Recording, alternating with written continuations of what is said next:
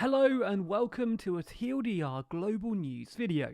I don't think I need to tell you this, but over the last year, COVID has raged its way around the world. No country has come out of 2020 unscathed by the virus, but some countries do seem to have coped better than others. A year ago today, on January 11th, 2020, this didn't yet seem like a major issue. Those who are even aware of COVID at this point would know that there were only 32 officially recorded cases in the entire world, all of which were in China. However, the next day, the 12th, marked a turning point where Thailand got its first case. Then Mexico, then Japan, then South Korea, then Taiwan, the US, Vietnam, Singapore, France, Malaysia, Australia, Germany, Iran, Italy, then you get to today. A year on and the virus isn't exclusively in China. In fact, China's not even in the top 80 countries when it comes to all-time COVID cases. So in this video, we're going to take a look at the bar chart race in more detail. We're going to let the whole thing play through because I know that's what a whole bunch of you are here for, and then we're going to slow things down, pinpointing specific moments and explaining how some countries fared. Before that though, this is the first ever TLDR global video, so odds are that you're not yet subscribed to the channel. If you do want more global stories like this one sent your way, then don't just subscribe, but also hit the bell icon to be notified whenever we release new videos. Thank you so much for your support. So let's start with what everyone wants to see. Let's play the entire bar chart race from January 3rd, 2020, all the way through to the latest dataset we had when making this video, January 8th, 2021. Data here comes from the European Union and our World in Data, and a special thanks to Ben and Josh from Team TLDR, who spent hours trawling through this data to make the visualization happen.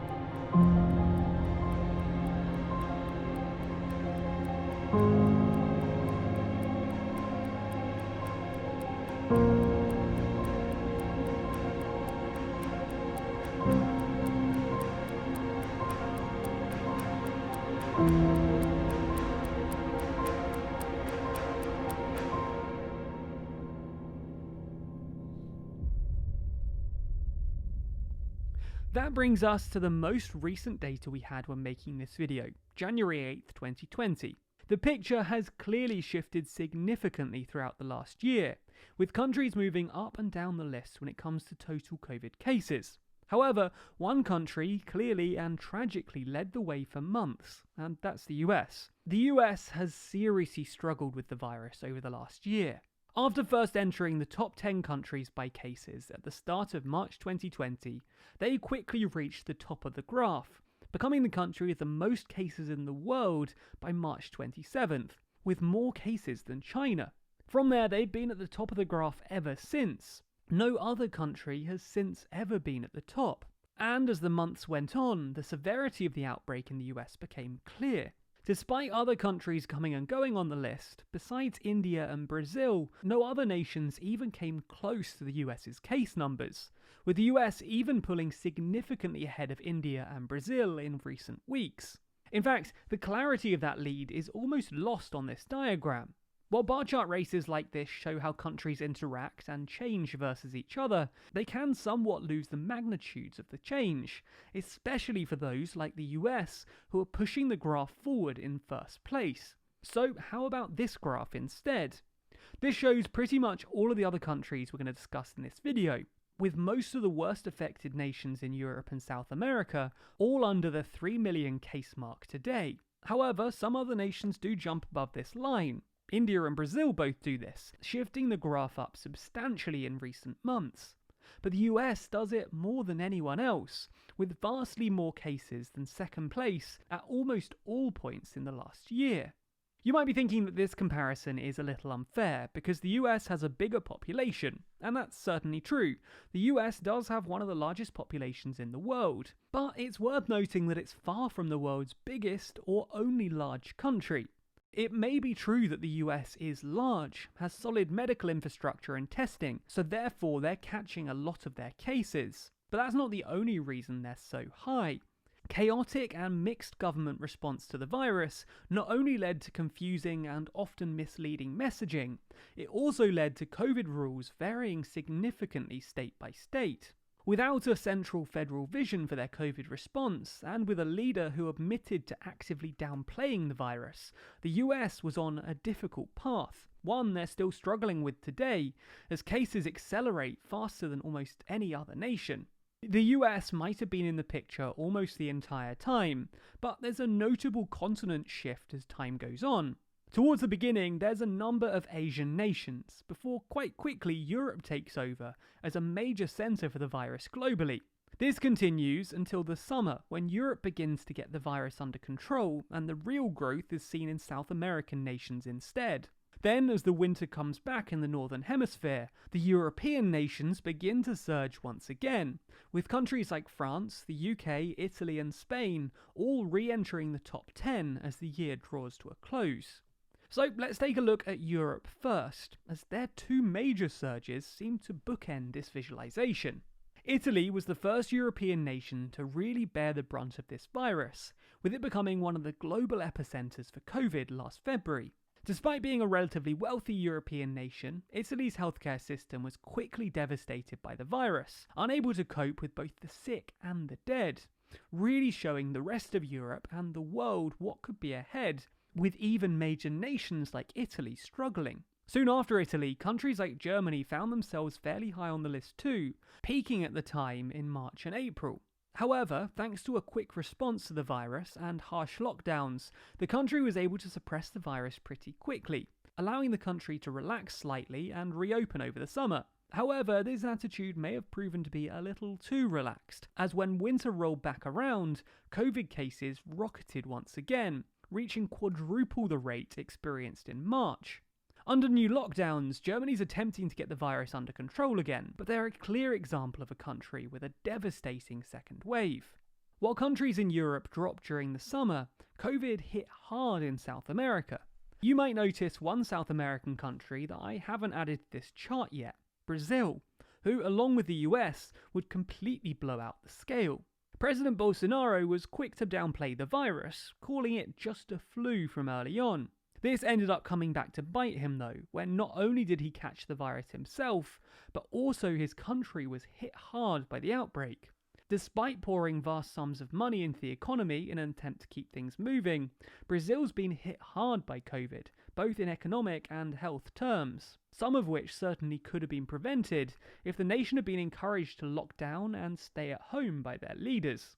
Peru is another country who appeared on the list over the summer. But despite only entering the top 5 for a handful of days at the beginning of July, the country held the questionable honour of being the nation with the highest per capita COVID rates for months. In fact, according to the AP, 7 out of 10 Peruvians report knowing someone who died of the virus. Ultimately, the country's grim fate was secured by years of underinvestment in health, combined with poor decisions made towards the start of the outbreak, leading the country to a very unequal response to the virus, leaving many without the equipment and medication they needed. Later in the year though, South America's case counts began to be eclipsed by Europe's second wave, with European nations re-entering the top 10 in a major and terrifying way. At a similar time, India very nearly overtook the US as the country with the most cases. As home to about a sixth of the world's total population, it's not surprising that India found themselves towards the top of this list, and in the future they could indeed eventually overtake the US. The country was able to limit the initial spread of the virus with a harsh lockdown, but as restrictions eased, the country's medical infrastructure failed to cope with rapidly rising cases, leading to the huge spike you can see on the international chart. As summer ended and India began to spike hard, South America's case counts began to be eclipsed by Europe's second wave, with European nations re-entering the top 10 in a major way. One country which exemplifies this is the UK, who alongside many other European countries hovered around the middle of the table in both the spring and autumn-winter. Like much of Europe, the UK was slow to act when it came to the first outbreak of the virus, allowing COVID to spread quite significantly before the first national lockdown. Following a drop in case numbers over the summer, lockdowns were lifted, and the government actively encouraged people out of their homes, even introducing a scheme which paid for 50% of diners' meals if they ate in restaurants. That optimism shifted as winter came round though, with cases surging once again. The government blames this on a new strain of the virus, which undoubtedly spreads faster than before, helping the UK race up the chart in recent days and weeks. You might have noticed one country that we haven't really mentioned in this video though, China. Despite being the epicenter of the virus and leading the charts at the beginning of the visualization, they dropped off quickly. The Chinese government claims that their effective strategies managed to make this happen, but others are less than convinced. We made a whole video about this, which we also put out this morning, and that can be found linked below, so check that out if you're interested in China's strategy and how they succeeded and failed when it came to COVID. Anyway, that's how the virus spread around the world in 2020. How the virus started its journey in Asia, before spiking in Europe, then South America, and then in Europe once again, all while the US struggled to keep the virus under control. I'm interested what you think about your country's response though. Whether we've discussed your nation or not, comment down below where you come from, and what your government has done, and whether you think they've been successful. Also, while you're down there, hit subscribe to get more TLDR Global videos in the future. Special thanks to our Patreon backers who make videos like this one possible. And if you want to see your name at the end of videos, then you too can back us on Patreon. The link to that's in the description.